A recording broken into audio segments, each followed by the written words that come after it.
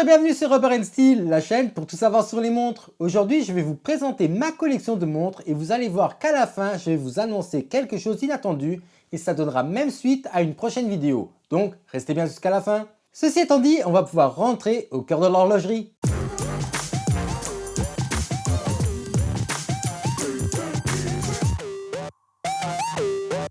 Avant de commencer, comme toujours, si le contenu vous plaît, n'hésitez pas à liker, commenter et à vous abonner parce que sans vous, la chaîne n'existe pas.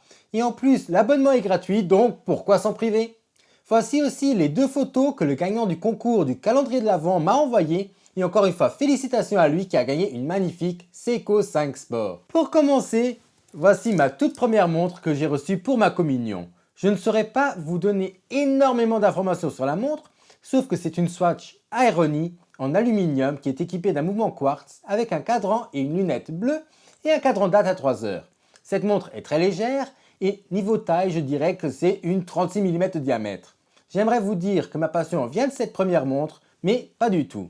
Ma passion vient d'un de mes instituteurs que j'ai eu à l'école primaire qui avait énormément de montres complètement folles, comme des montres à cadran réversible et avec des complications folles, dont je ne doutais pas du prix à l'époque, alors que ça devait être de vraies dingueries maintenant que j'y pense. Et ce même instituteur, à côté de ça, nous avait aussi mis une Swatch de plus d'1 mètre de haut sur le mur de la salle de classe, et c'était vraiment cet environnement et ces montres complètement folles qui m'ont fait aimer les montres. Bien entendu, après cette Swatch, j'ai eu beaucoup de montres fashion, dont des Hugo Boss et des Armani qui ne sont plus en ma possession. Et la prochaine montre à avoir intégré ma collection, c'était il y a, je dirais, 2 ans, et c'était cette Tudor Black Bay GMT que vous voyez si souvent dans les vidéos, et cette montre, c'est celle qui a le plus de valeur sentimentale pour moi, et qui ne quittera jamais ma collection. Parce que même au bout de ces 2 ans, à chaque fois que je la regarde, je suis étonné de sa beauté, et je passe beaucoup de temps à la regarder. Cette montre a en plus été achetée pour un moment marquant de ma vie, qui était la fin de mes études, et du coup, l'amour que j'ai pour elle est encore plus grand. Juste après cette acquisition, je me suis dit qu'il fallait passer aux choses sérieuses, et du coup, je suis allé acheter cette magnifique G-Shock GA 2100, qui est la montre pour aller au sport, à la mer ou simplement pour faire des travaux à la maison. Cette montre, on a déjà vu de toutes les couleurs, et je ne dis pas ça parce que le bracelet a bien jauni. Et d'ailleurs, c'est mon seul regret par rapport à cette montre. C'est de l'avoir pris en transparent, étant donné qu'elle a vraiment beaucoup jauni.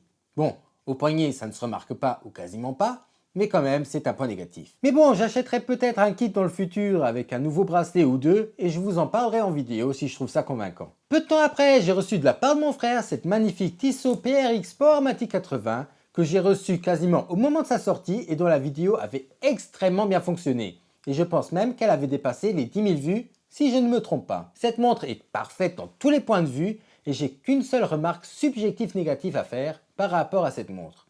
C'est le système de changement rapide de bracelet qui défonce vraiment pas mal les doigts. Sinon pour le prix, c'est la meilleure montre qu'on puisse acheter, d'après moi, et je pense ne pas être le seul à le penser. Ensuite, comme vous pouvez le voir, je n'avais pas encore de montre classique et du coup c'est encore quelqu'un d'autre qui m'a offert cette superbe Baltic MR01 qui m'a été offerte par ma chère et tendre et mes parents. Cette montre est simple et élégante et fait très bien son travail, et la petite touche qui est vraiment cool, c'est son sous-cadran des secondes qui se trouve à cette heure que j'apprécie vraiment.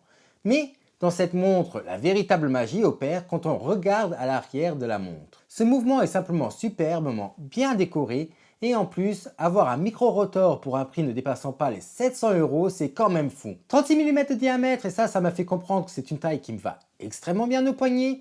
Et donc, j'ai aussi décidé d'acheter la dernière montre que je vais vous présenter en 36 mm.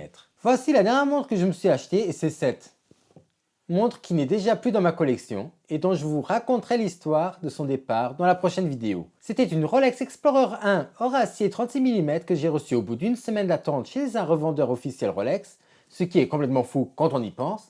Et d'ailleurs, je vous avais raconté cette histoire dans une des vidéos du calendrier de l'Avent dont le lien sera dans la description. Donc si vous voulez savoir pourquoi cette montre n'est plus ici, et c'est une histoire complètement folle qui servira d'ailleurs à beaucoup d'entre vous, je l'espère, elle sortira la semaine prochaine normalement. Voilà, on en a fini avec cette vidéo, j'espère que ma petite collection vous aura plu. Si c'est le cas, n'oubliez pas de la liker, commenter et de partager la vidéo si ce n'est pas encore fait. Abonnez-vous et sur ce, je vous dis à la semaine prochaine pour une nouvelle vidéo. Au revoir.